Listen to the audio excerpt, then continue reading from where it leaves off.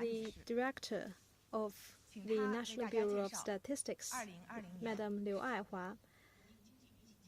She will brief us on the statistics of the first half of this year and answer your questions. Madam Liu, the floor is yours. Good morning.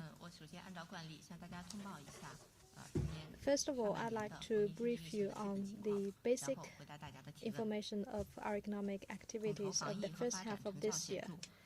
Major progress has been made in coordinating economic growth and epidemic control. In the face of the grave challenges posed by COVID-19 and the complex and changing environment, both at home and abroad, under the strong leadership of the CPC Central Committee with Comrade Xi Jinping at its core, the nation has united to advance work at all fronts. Instructions has been fully implemented. The situation of epidemic control is turning for the better. Economic reopening are accelerating. For the first half of this year, our economy bounced back to the positive territory in the second quarter. Major indicators restored, gross economy stabilizing, and basic living needs are effectively met. The fundamentals are stable. It is estimated that the GDP of the first half of this year is 45.6614 trillion, year-on-year decline of 1.6%. For the first quarter, 6.8% drop, second quarter 3.2% drop. And the value added of the first industry up was 2.6053, up by 0.9%. That of second industry, 17.2759 trillion yuan, down by 1.69%, and that of the tertiary industry, 25.7802 trillion yuan, dropped by 1.4%. Good agricultural production and sound summer harvest. The value added of agriculture was 3.8%, and the summer grain output is 142.81 trillion ton, up by 0.6% compared with the last quarter. The structure are improving. Rapeseed are growing in more areas. Milk output up by 7.9%, egg up 7.1%, meat dropped by 10.8%, and the drop contracted by 8.7 percentage points. The poultry output up by 6.8%, and that of lamb, beef, pork dropped by 2.5%, 3.4%, and 19.1%. The drop contracted by 5.2%, 3% percentage point, and 10 percentage point respectively. The pork production continued to recover. There are 339.96 million pigs in stock, and the fertile soil was 36.829 trillion. Industrial output are recovering, and high-tech industry and equipment manufacturing industry are growing fast. In the value added of June was up by 4.8%, 0.4 percentage points higher than May, and the growth growth have maintained in 3 months. The SOE value added dropped by 1.5%, corporate enterprise down by 0.8%, that of foreign and overseas invested down by 3.4%. In terms of sector, mining dropped by 1.1%, manufacturing dropped by 1.4%, electricity, thermal power, gas, water production dropped by 0.9%. The drop contracted by 8.8%, 3.3 percentage point, and 4.5 percentage points respectively. High-tech manufacturing and equipment manufacturing saw value added growing at 4.5% and 0.4% respectively. Manufacturing of machineries and new products are growing fast. Excavator, bulldozer, integrated circuit, industrial robot truck saw output increase of 16.7%, 16.4%, 10.3%, 8.5% respectively. From January to May, the profit of large industries totaled 1.8435 trillion, dropped by 19.3%. In June, the PMI was 50.9%, 0.3 percentage points higher than May, and it has been above the 50% threshold for 4 months consecutively. For terms of services industry, the tertiary industry, the value added of tertiary industry was declining, but the drop contracted by 3.6 percentage points. That of the second quarter was up by 1.9%, while the first quarter was 5.2%. The value added of retail, catering, and accommodation industries was 8.1% and 26.8% down compared with last quarter. And for the first half of this, from January to May, the services industry's revenue dropped by 6.4%. The drop contracted by 2.2 percentage points. That's the value added of ICT services grew by 8.4%. In June, the rail transportation, highway transportation, aviation transportation, mail industry, TV, radio, satellite transmission services, currency currency finance, and some other services industries saw their business activity index at 55%, and the market expectation index was 59.0%. Market sales are improving and online retail is growing fast. The gross sale was 17.2256 trillion yuan, dropped by 11.4%. In June, the general sale was 3.3526 trillion yuan, dropped by 1.8%. The urban sales was 14.9345 trillion, dropped by 11.5%. That of rural area was 2.2911 trillion yuan, dropped by 10.9%. For the catering industry, the revenue was 1.4609 trillion, dropped by 32.8%. And basic living products and medical products are growing fast. For the first half of this year, the food, beverage, and medicine output business revenue up by 12.9%, 10.5%, 5.8% respectively. And the upgraded products are seeing rapid growth. Sports, telecommunication retail sale increased by 6.1% and 5.8%. In the first quarter, that number was 5.1% and 3.6% drop. And online sales was 5.1501 trillion yuan, up by 3.3%. And physical online sales are also growing fast. 5. Fixed asset investment went down at a slower pace, and investment in high-tech and social sectors picked up. In the first half of this year, fixed asset investment was 28,160.3 billion yuan, down by 3.1%. The decrease was 3.2 percentage points smaller than the first 5 months. In terms of sectors, infrastructure investment down by 2.7%, manufacturing investment down by 11.7%. The decrease was 17 and 13.5 percentage points smaller than the first quarter.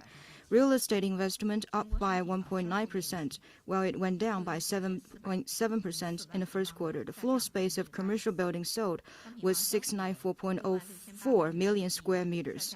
The total sales of commercial buildings was 6.6895 trillion yuan, down by 5.4%. The decrease was 17.9 and 19.3 percentage points smaller than the first quarter. In terms of industries, investment in the primary industry went up by 3.8%, while it went down by 13.8% in Q1. Secondary investment went down by 8.3%, and tertiary investment went down by 1%. Private investment was 15.7867 trillion yuan.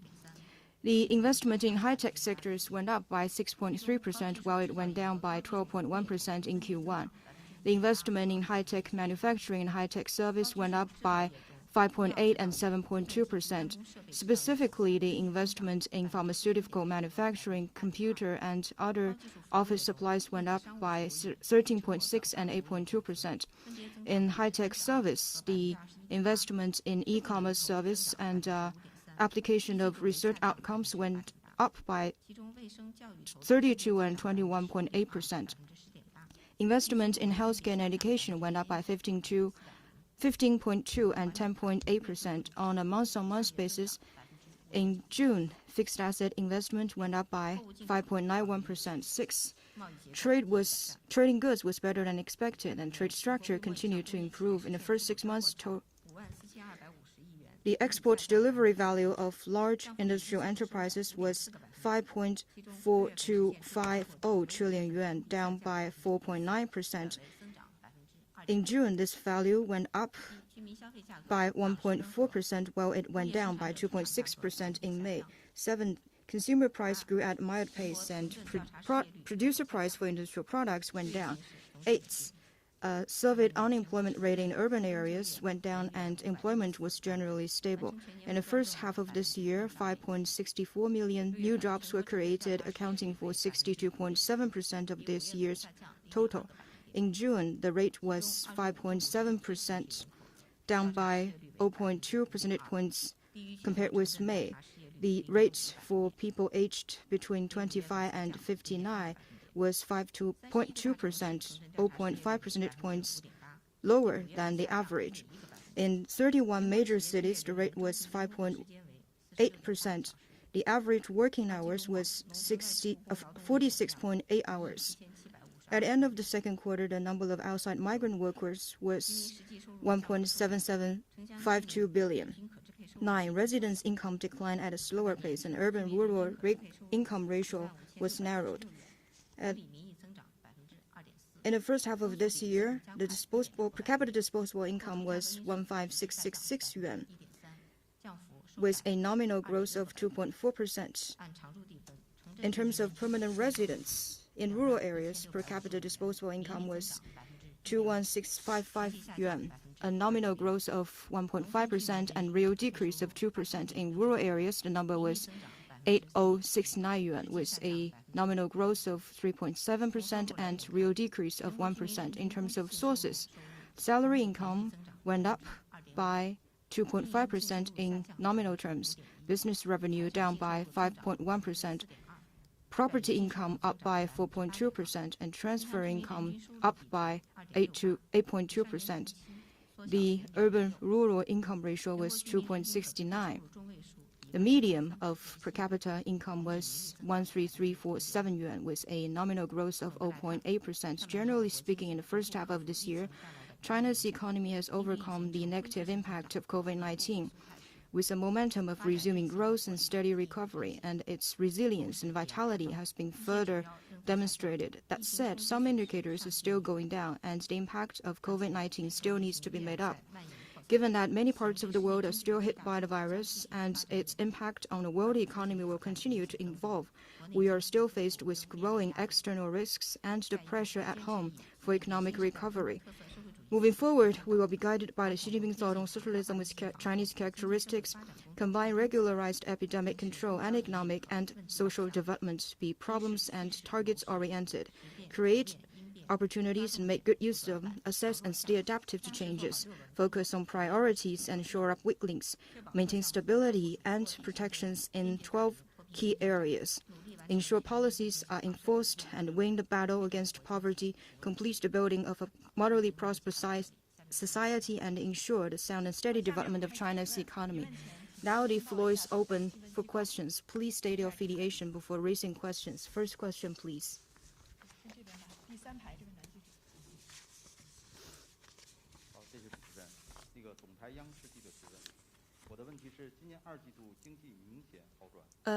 The economy has notably picked up in the second quarter. What's your comment on the performance in the first quarter? Thank you. Thank you for the question. From the statistics I just brief you, we can see that although COVID-19 plunged the world economy into the most serious recession since the Second World War, however, in the face of those grave challenges, the country has united as one to advance economic development and epidemic control. So our economy bounced back and is stabilizing. And there are 5 areas of evidence. First, major economic indicators are recovering. In Q2, the GDP grew by 3.2%, back to the positive territory, and the value added of large industries dropped by 8.4% in the first quarter, but in the second quarter, it is up by 4.4%. That of the services industry up by 1.9%, while although it declined by 5.2% in the first quarter. The overall sales see its decline contracted point, and the decline of the fixed investment have contracted by 13 percentage points. And the value added of large industries have been growing for 3 months. That of the services production index kept growing for 2 months consecutively. The retail sales, the drop-off sales contracted by 4 months in a row, and exports maintained positive growth for 3 months. So it is by no means easy for us to see the recovery of our economies and reopening of the businesses. This shows the potential of China as well as the effectiveness of our policies. Employment and price are generally stable. That is the second area of evidence. The surveyed urban unemployment rate was 5.7%, declining for 2 months, and the surveyed employment rate for people aged 25 to 59 was 5.82%, and the average working hours was 46.8 hours, up by 0.7 hours compared with last month. CPI up by 1.2%, which is basically stable, and in June, the overall price was up by 2.5%, a rather moderate growth. And also third, we have effectively met the basic needs of the people. Major progress has been made in poverty alleviation. In Sichuan, Guizhou, and Guangxi, where poor population concentrated, the per capita dispensable income enjoying a growth between 5% to 7.6%. And the revenue, per capita revenue also enjoyed growth. The per capita pension and the old age care pension increased by 9.3%. The subsidy growth increased by 13.2%. And the consumption is growing fast. Food products see a growth of 12.9%, and daily necessities see a growth of 5.2%. The emerging industries see robust growth. For the first half of this year, the value added of high-tech manufacturing industries was up by 4.5%, accounting for 14.7% of large industries value added. And in the medical industry, the investment was up by 13.6%, and e-commerce services up by 32%. New infrastructure and relevant products are growing fast.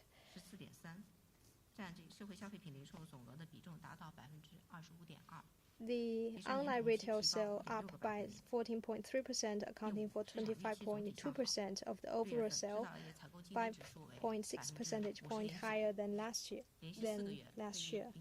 And market expectations are turning for the better.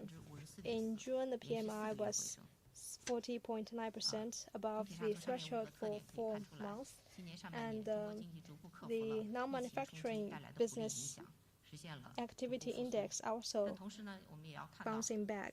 So we can see that all these are good indicators, and but also we see some other indicators that are still in the declining territory. So things are still improving and recovering, and we still have to mitigate the impact of COVID-19. A lot needs to be done to see continued growth of our economy. Next question. CNBC.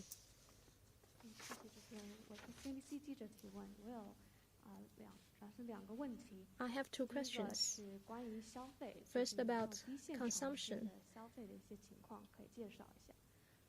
Could you please talk about consumption in the cities, and also as COVID-19 continues to rage worldwide, what will be its impact on our economies for Q3 and Q4?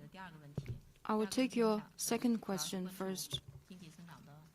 That's the trajectory of the economic development, particularly in Q3 and Q4.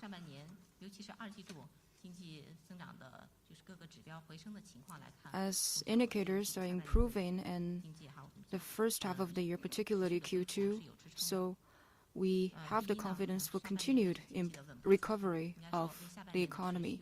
First of all, the economic recovery in the first half of this year will lay a good foundation for the second half of this year.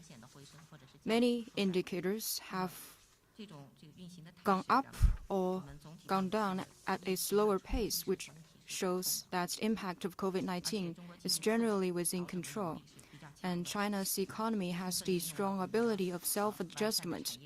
We have a comprehensive industrial system, improving infrastructure, and a vast market. By leveraging these advantages, we will be able to respond to the impact of COVID-19 in the following months. Second, many new business forms and models have emerged during COVID-19, which will continue to support economic recovery. In the first half of this year, distant officing, online education, artificial engineering, and unmanned package delivering have helped us to solve many problems. And new technologies have been developing rapidly. Digital economy, artificial manufacturing have formed more driving forces for our economic growth. Third, macro policies will see their effects better reflected on the ground. We have taken fiscal and monetary measures and financial measures. We have always also given priority to employment. These policies are falling into place. This will also help us to gain experience and strengthen our confidence for economic recovery in the second half of this year. That said, some problems exposed during COVID-19 helped us to shore up weak links and step up reform and innovation, which will contribute to sustained economic growth. So all in all, these are all good preconditions why we are confident of sustained economic recovery in the second half of this year. That said, given that COVID-19 is still hitting many parts of the world, and the world economy and finance have experienced many difficulties in recoveries, which has put some challenges for us at home. So we need to fully realize the complexity and long-lasting nature of COVID-19. We will take up necessary measures to complete the goals for this year. You also have a question of large city consumption. Well, we will have to define what are top-level cities or large cities, and based on that, we will do more analysis. Next question, please.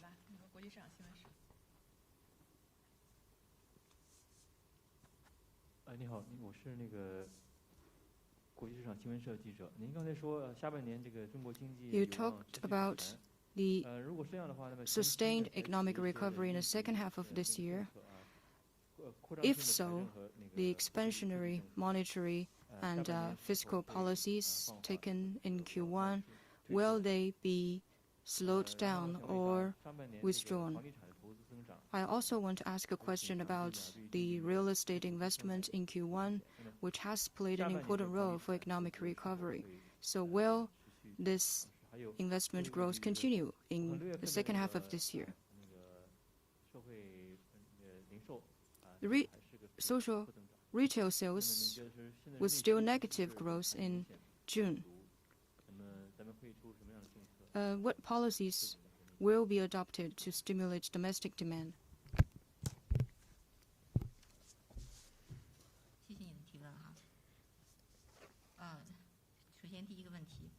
For your first question,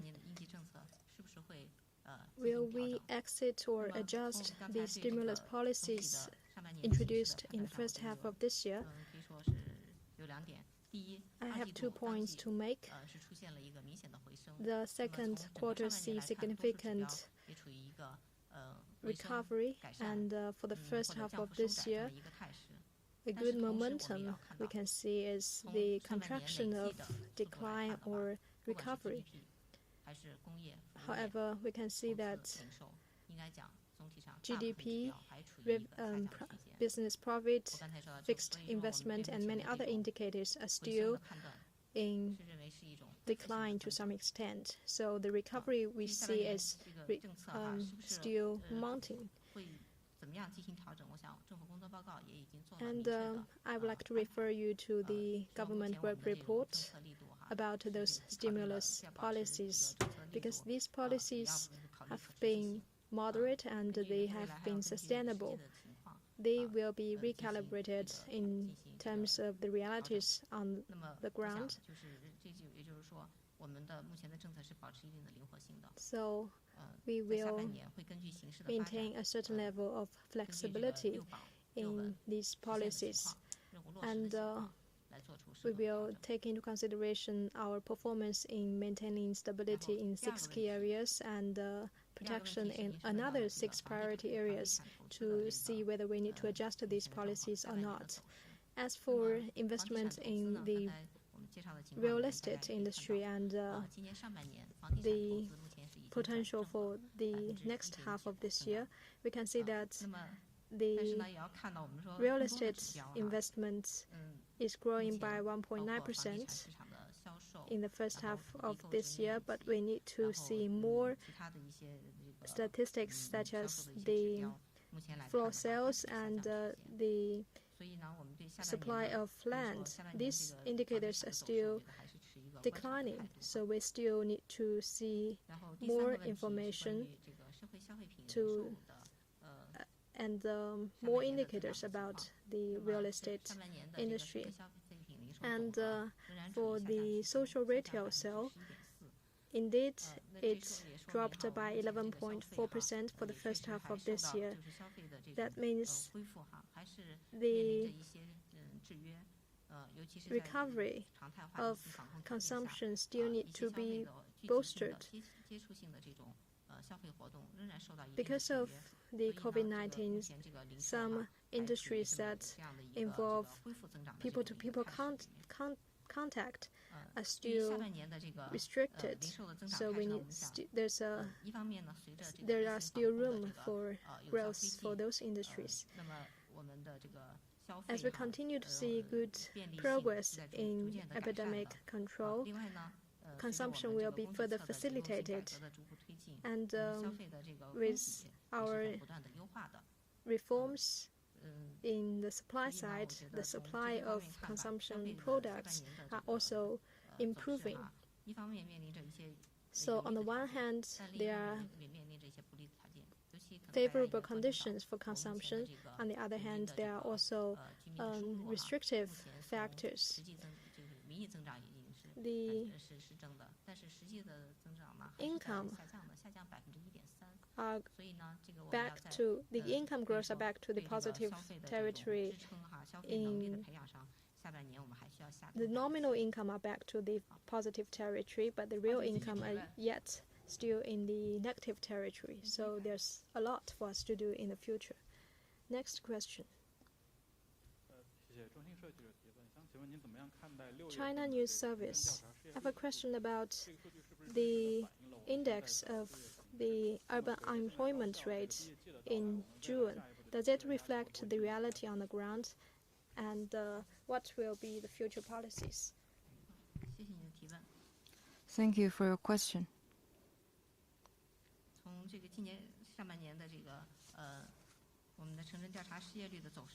As for the trajectory of urban unemployment rates, I think it is going down. As you may know, to stabilize employment and ensure people's livelihood, governments at all levels have taken different measures to strengthen the employment-first policy, and these measures have made good progress. The unemployment rate has been going down. In June, it was 5.7%. Labor participation rate is getting close to the level of the same period of last year, only 0.5 percentage points lower. As for the furlough rate, it has also been going down. In June, it went down to 0.8%. That's about the same level of the same period of last year. So it means that there will be a small number of people who are at furloughs even without COVID-19. This number has dropped to 0.8% in June, the same level of the same period of last year. So with the employment-first policy, and the first half of this year, employment has picked up. That said, due to COVID-19, we're still faced with a large employment pressure. In the first half of this year, 1.73 million fewer jobs were created. And for some key groups, they are still faced with high unemployment pressure. First, the number of migrant workers went down. At the end of Q2, the number was reduced by 4.96 million, down by 2.7%. Unemployment rate for college graduates was the highest for years. And due to COVID-19, fewer jobs were available for college graduates. In June, the surveyed unemployment rate for people aged between 20 and 24 with a college degree or above was 19.3%. It went up by 2.1 percentage points compared to May and 3.9 percentage points compared with the same period of last year.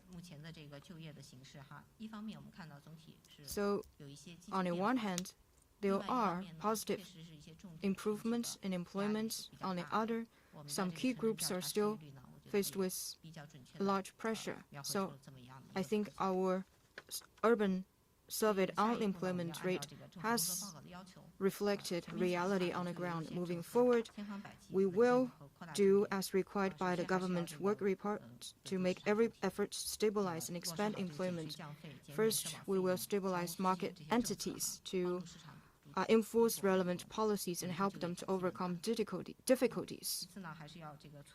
And second, we will encourage the market-oriented employment for college graduates to better solve the problem. And third, we will step up,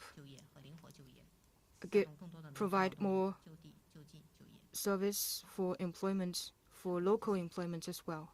Next question, please.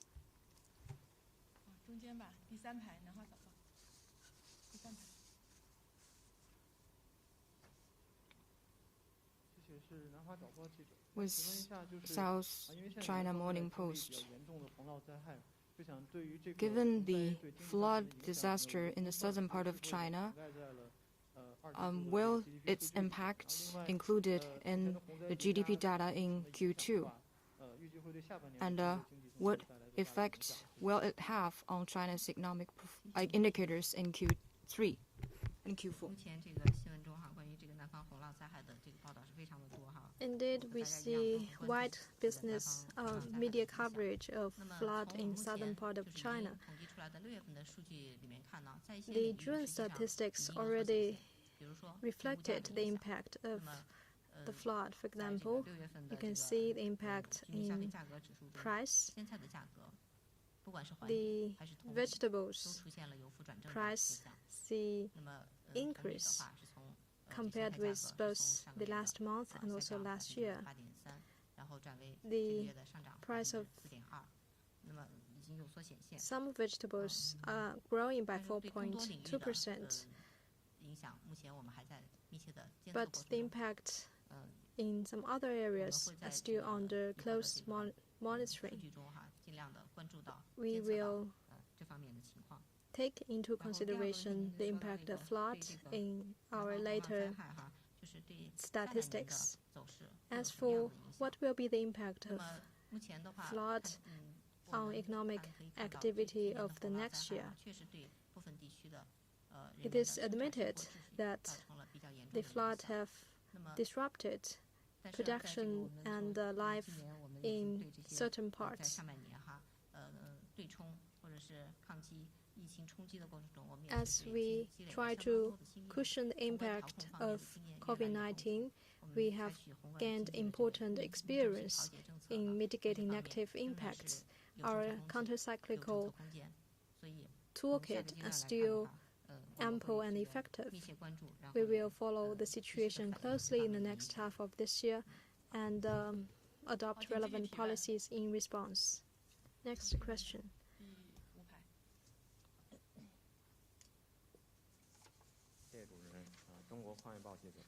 China mining paper. The recovery and reopening of the mining industry have provided important raw materials for our industrial production. From January to May, the profit of the mining industry dropped by about 40%, and the drop is still expanding. So what's the reason, and will there be any improvement in the next half of this year? Thank you. Thank you for your question. In the first, you said that in the first 5 months, the revenue of the mining industry went down at a large margin. In fact, there are many factors that will affect business revenues, including demand, price, cost, and etc. They will all affect revenues. In terms of coal and non-ferrous metal, it is mainly affected by price. Particularly at the international market, as you may know, there are large fluctuations in the international energy market. particularly in the first 4 months. It went down by over 30%. So the price factor has a large impact on these two sectors.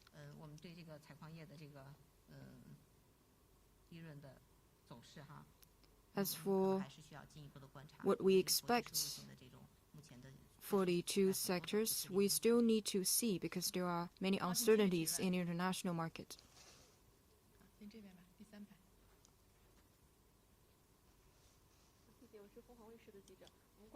With Phoenix, we think that in terms of export, the supply end is faster than the demand end. What caused this imbalance and what policies will be made to make up for inadequate domestic demand? You indeed followed the situation closely, and that has been a widely concerned topic. Namely, the recovery of the supply end is faster than that of the consumption end. Let me share with you some of my observations. The COVID-19 situation has posed have dealt unprecedented blow to our economic activity and the life of the people. Different sectors may experience the situation to different degrees, and we do not have ready experience to follow in this regard. For example, our industrial output are recovering faster. It has been growing for 3 months. The services industry is also recovering for 2 months consecutively, but some of the services sectors are still experiencing decline, for example, the catering services. It is a fact that the recovery of the supply end is faster than the consumption end. We are following the situation closely, and this is just one example of how the COVID-19 can have different impact on different sectors. And it may also affect decision-making in 2 different degrees.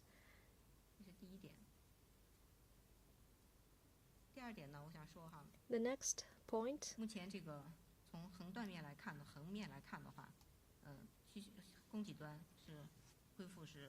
the recovery of the supply end is faster than the consumption end. But within the supply end, the industrial output is recovering faster than the services industry. And at different stages, we see the different performances. For example, when industrial outputs are declining in certain stage, certain sector of the services industry are very resilient. For example, the software and ICT services. So we can see that some industries are more resilient than the others, and they seized the opportunity to grow. And for the consumption end, although retail and investment are all declining, but investments are bouncing back faster than consumption. That means the impact of COVID-19 is felt less in the investment sector. And of course, many of the consumption sectors that involve people-to-people contact are still heavily restricted, so their recovery is slower. There are thematical recovery in different sectors, but one common thing is that all these industries are recovering, although to different speed, but they are all recovering. That's a general trend. So I think what you said is something that we need to experience in the process of recovery. And the central government introduced about 90 policies to boost the recovery of businesses. And I believe that with these relief policies, the economic circulation will be unclogged, and our economy will ultimately get back to the right track. Next question, writers. 谢谢微博社的。2020年是全面建成小康社会的很重要的一年。 is the target year for complete the building of a moderately prosperous society. And the goal is to redouble the GDP and the per capita income. Will China achieve this centenary goal?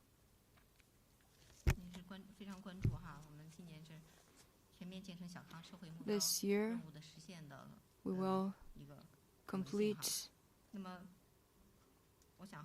You're very interested in whether we will complete the building of a moderately prosperous society in this year. So what is a moderately prosperous society?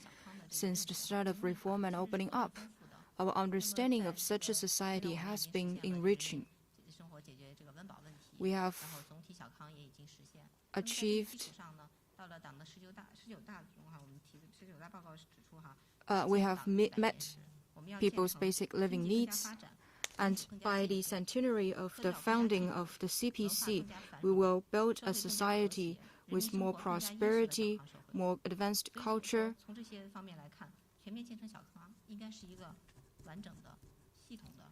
better ecological protection, and better lives for our people. So it is a comprehensive goal. Second, this society is in line with our 5-year plan. The main connotation of such a society is included in the 13th 5-year plan, and this year will be the last year of the 13th 5-year plan. And with our efforts, most of the targets listed in this plan will be over-accomplished. And third, in this year's government work report, to eliminate absolute poverty is a sign for building a moderately prosperous society. By the end of 2019, only 5.51 million people are still in poverty in rural areas. These are key groups in the fight against poverty, and the sudden outbreak of COVID-19 has greatly affected the income of rural residents and the sales of agro products. So we will keep to our set goals and take effective measures to win the battle against poverty. Generally speaking, we have laid a decisive foundation for building a moderately prosperous society. We need to enforce the measures and policies listed in the government work report. By doing so, we will be able to build such a society. Next question, please.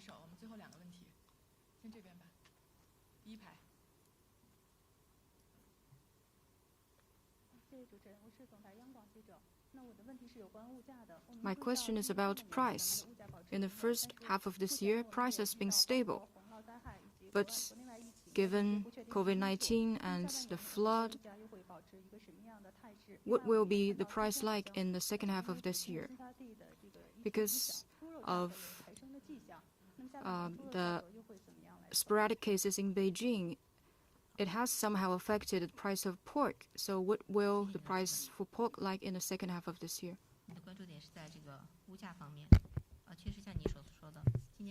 As for the price level, the first half of this year saw a rather stable price level. The price increased by 3.8% for the first half of this year, and it is 1.1 percentage point slower than the first quarter. In June, the CPI was up by 2.5%. It is a moderate growth.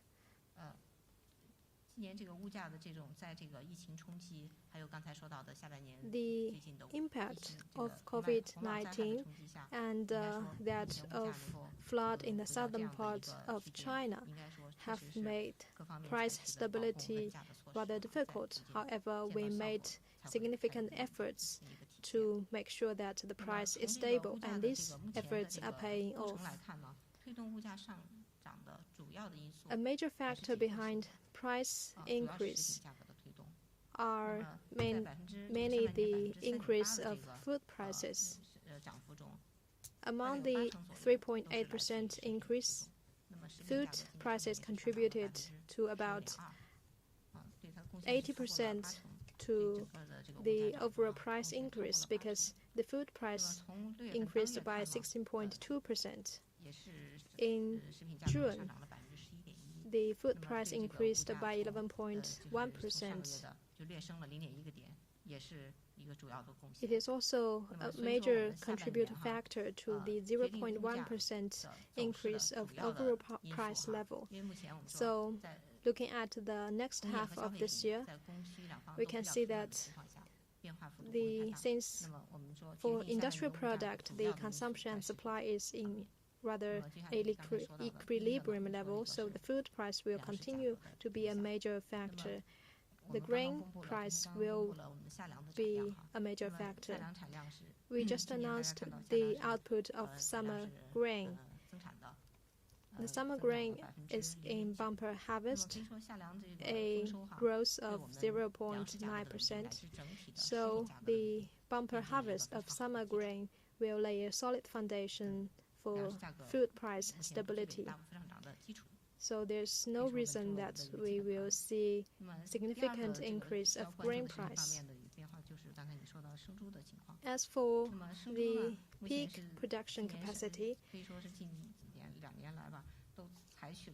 we have made efforts at all levels of government to boost pig production. For example, we provide subsidies and some other incentive policies to boost production of pig. For Q2, the pig in stock has been growing for 3 months in a row. So the production is recovering gradually. However, difficulties still exist. For example, the flood, as you mentioned, has affected the production and the slaughtering of pigs. As a result, in June, the pork price was growing compared with last month. The price hike was 81.6%, while in May that was 81.7%. So the pork price didn't drop. So a number of incentive policies for production of pig are paying off. The output of pig are bouncing back. However, there are also negative factors such as flood and some other uncertainties. But all in all, the recovery of pig output are see notable progress, so they will have some positive impact on the pork price. As for the impact of flood on vegetables, indeed the production and the stockpile of fresh vegetables have been affected by flood. The price of some vegetables are growing rather than declining. but the flood will be a temporary impact. While the impact might be huge for a certain period of time, and especially in certain areas, but the production of vegetables have a rather short cycle.